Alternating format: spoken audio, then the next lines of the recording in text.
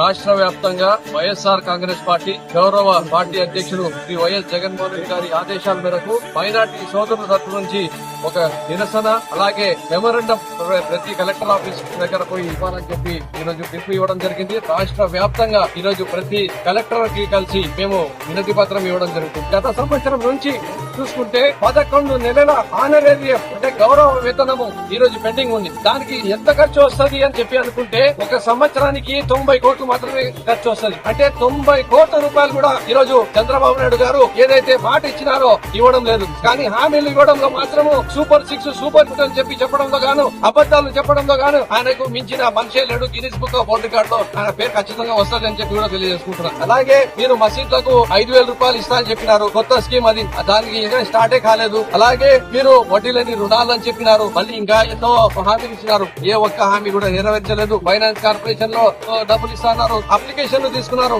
కానీ 1 రూపాయి కూడా ఇవ్వలేదు. అలాగే వక్ఫ్ బోర్డు లో గురించి అయితే దానికి వ్యతిరేకంగా ఓటేస్తామని చెప్పి మళ్ళీ దానికి సానుకూలంగా ఓటేసి ఈ రోజు దేశ వ్యాప్తంగా ఉండే ముస్లిం సోదరులకు ప్రతి వక్ఫ్ ఆస్తిని ఇబ్బందికరమైన పరిస్థితిలో వేసిన మనిషి ఎవరైనా ఉన్నారు అంటే అది నారా చంద్రబాబు నాయుడు గారు అని చెప్పి మేము తెలియజేసుకుంటున్నాం. అదే వైఎస్ఆర్ కాంగ్రెస్ పార్టీ లోక్సభలో రాజ్యసభలో పార్టీ ఓటు వ్యతిరేకంగా వేయడమే కాకుండా జగన్మోహన్ రెడ్డి గారు నా ద్వారా సుప్రీం కోర్టులో కూడా కేసు పార్టీ తరఫు నుంచి కూడా వేయడం జరుగుతుంది అని చెప్పి కూడా తెలియజేసుకుంటాం. అలాగే ఈ ఇమాం మోజన్లకు ఈ 1 నెల లోపలనే మీరు డబ్బులు ఇవ్వాలని చెప్పి కూడా మేము డిమాండ్ చేస్తున్నాం.